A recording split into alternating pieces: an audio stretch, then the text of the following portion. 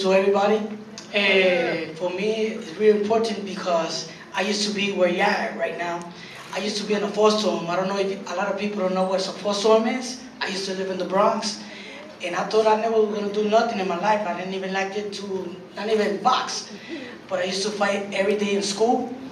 I was small, but I used to be the big guys. So when I went to Puerto Rico when I was 17 years old, I ran away from my mother's. And then I started living with my grandmother. And then that's when I started thinking about why I don't start doing boxing. Because I like to do it, I like to fight a lot in school. So my mother used to say, you should go to a gym and box and win money. And stop fighting with nothing, win nothing. I say, all right. Then I started going to the tournament like an amateur, and I thought I was not going to be a good fighter because my trainer used to say I was a scary boxer that I didn't like to get hit. But when I started getting in other tournaments, then I went to the Olympics 2000. I fought Miguel Cotto. I beat him 3-2, and then I see a lot of people going to my gym and saying that's going to be a good boxer. Then I started believing in them. And then I say, if they say I'm going to be a good boxer, why not? Then I started believing in me, taking this boxing or this career boxing in serious. Then I started fighting a lot. Then I went to the Olympics in 2000. Then I turned pro with the company Top Rank. They gave me the first opportunity. They thought I was a little kid of 18 years old. When I signed pro, I was 26 years old. It's never late to sign pro. And when they tell me what's gonna be your nickname, they used to call me in school Tyson, Little Tyson.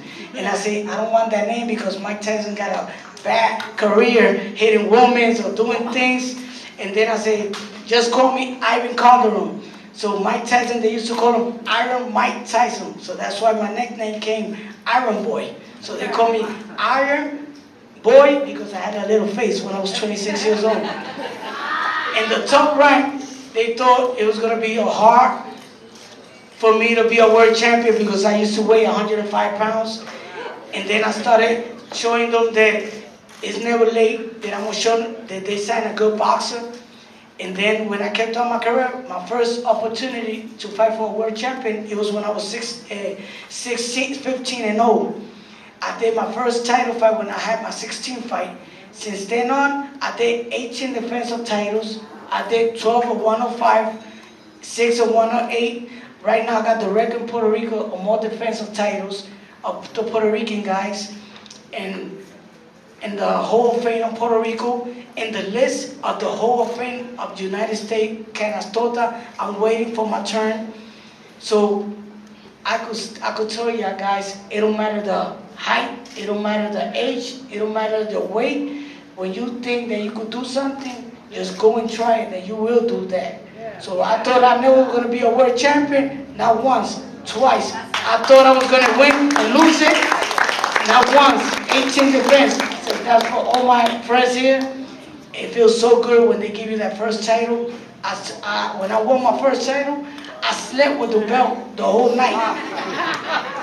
And the first time I had my first loss, that was in 2010.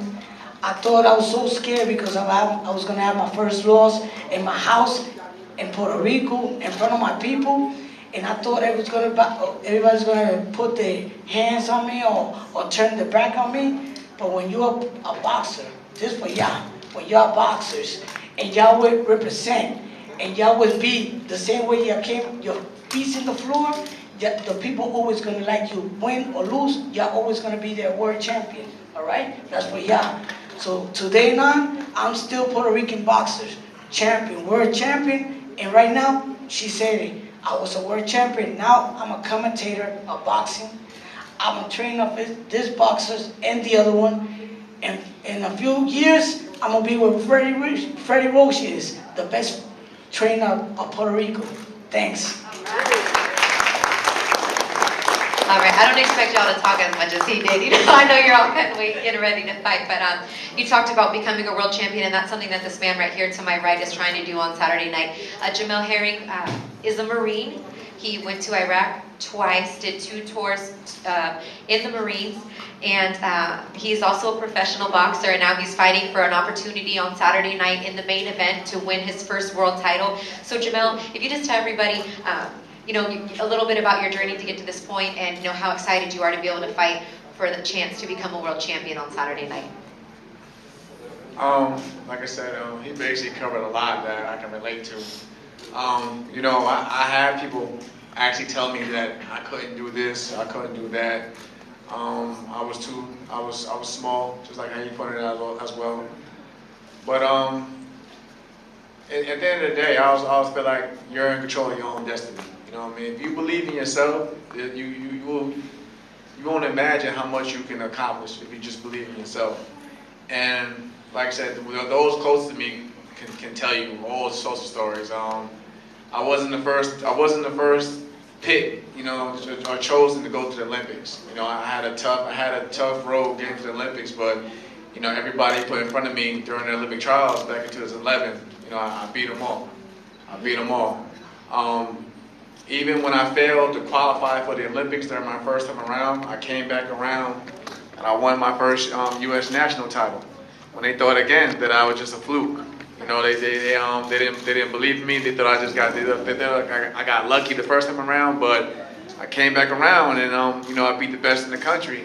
And then I finally got my opportunity again to qualify for the Olympic team, and I qualified. I made it to semifinals. I came back home to America with a bronze medal in the continental qualifiers.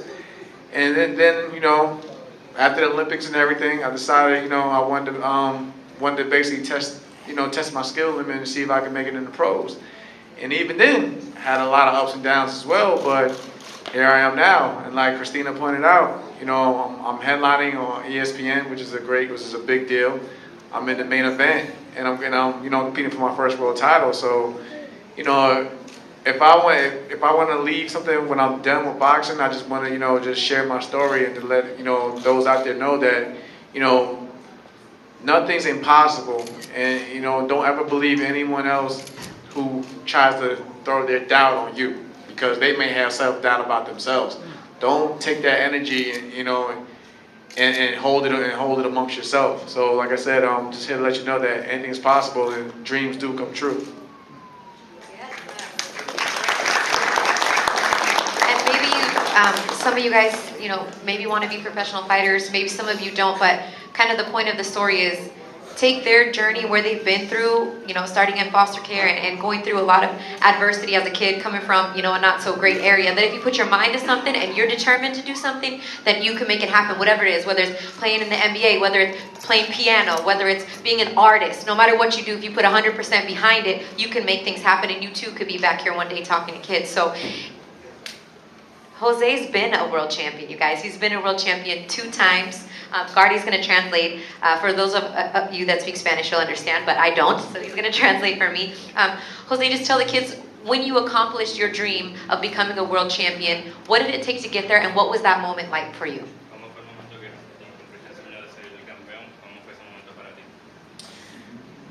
Hola, buenas tardes.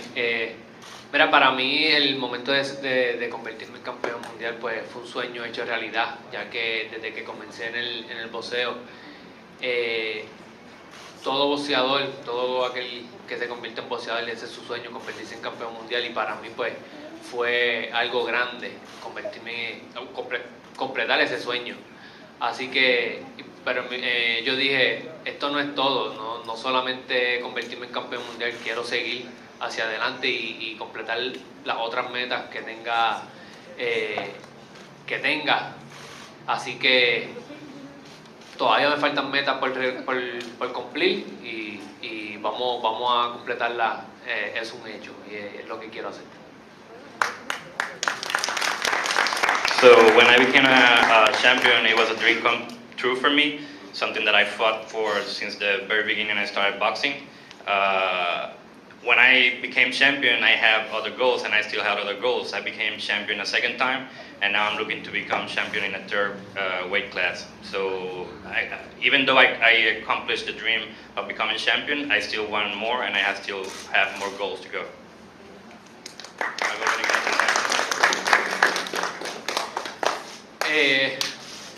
simplemente yo les quiero decir que todo sueño que ustedes se propongan, que sigan luchando para completar, que nunca se den por vencidos.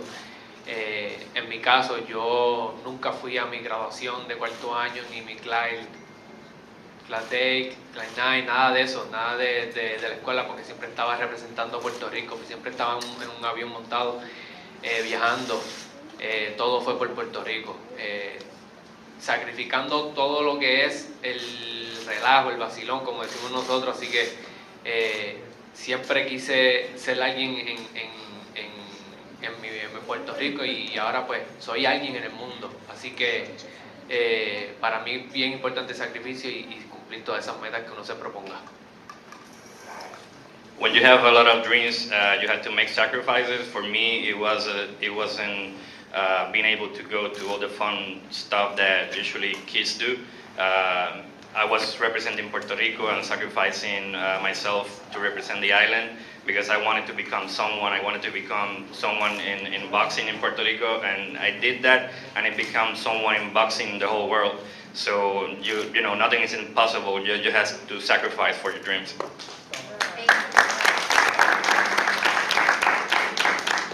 Thank you, Gary. That is important. I know that for a lot of you guys, maybe you want to go play with your friends, but you got to go to practice. Or you want to go to a family event, but you have a game. You know, it's how much you put into it, the dedication that you put into whatever your goals and dreams are. That's going to be really important and help take you to the next level. And for Javier, you're a two-time Olympian. He's the first and only Puerto Rican fighter to ever go to 2 Olympics. And you have a tattoo of the Olympic rings right there on your arm. What did that mean to you to be able to represent Puerto Rico in the Olympics?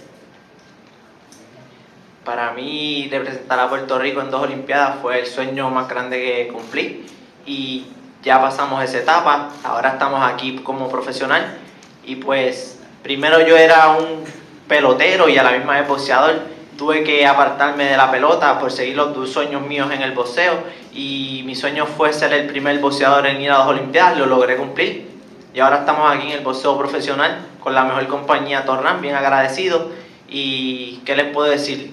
Yo soy un ejemplo vivo del que si tú sí persigues algo, lo puedes lograr porque yo arriesgué todo por ir a 2 Olimpiadas, pudiendo firmar como profesional y no lo hice. Y ya cumplí esa meta, ahora tengo otras metas aquí en el boxeo profesional, que es ser campeón mundial y lo voy a lograr con la ayuda de Dios.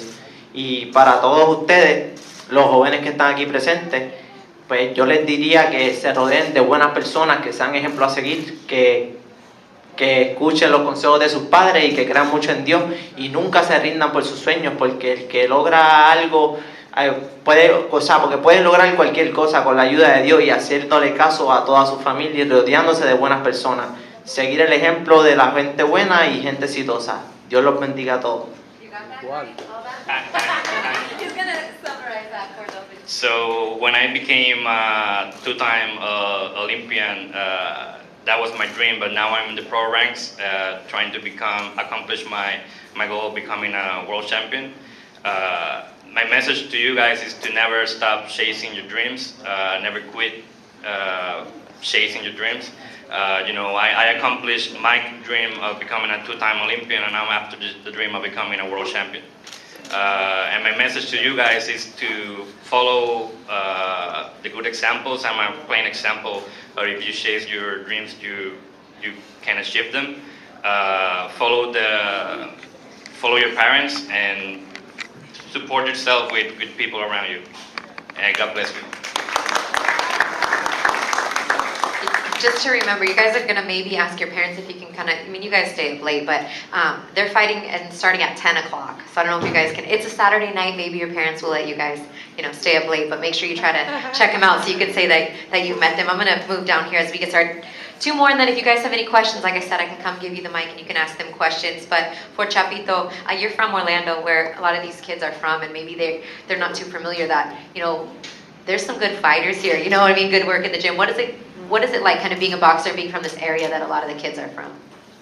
It feels great, first I'm gonna start off with good afternoon, and basically kids, you can do anything you put your mind to, no matter the circumstances around you. I kind of grew up with a happy home, but I got an older brother that turned to drugs and a younger brother that also turned to drugs, and I decided to be different and chase something different, and so here I am boxing today, and I've been doing it now 10 plus years, and now my little brother is in jail for drugs, and my older brother is out in the streets, and basically just make the best of what you got, chase whatever you want, literally anything you want to do is possible, and yeah. Make sure you check him out. He's fighting a little bit earlier, so maybe closer to dinner time, like 7 on ESPN+. And lastly, Omar, you have this NABO championship belt. How much hard work went into getting something like this, and how does it motivate you now to continue to become a world champion?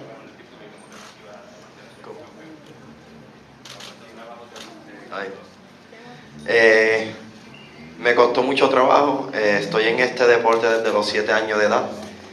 En algún momento fui niño como ustedes y ahora a lo mejor no lo entiendan porque pues son niños, son jóvenes, pero mientras vayan creciendo van a entender que no es fácil nada, sea en el deporte del boxeo, sea en el béisbol, sea en la faceta de cantante, lo que se propongan, todo tiene sus altas y bajas y tiene sus obstáculos.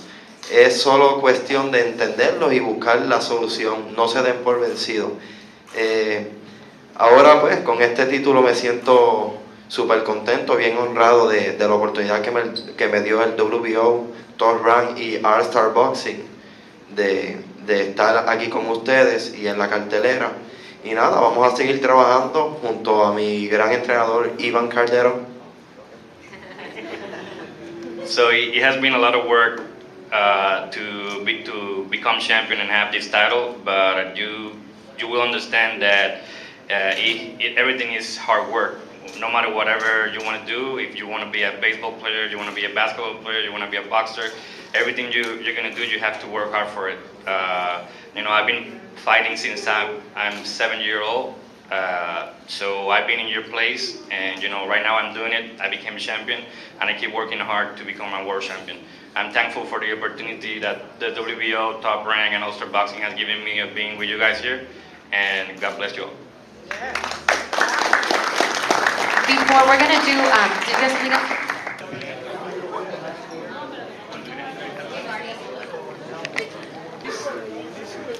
Trainers?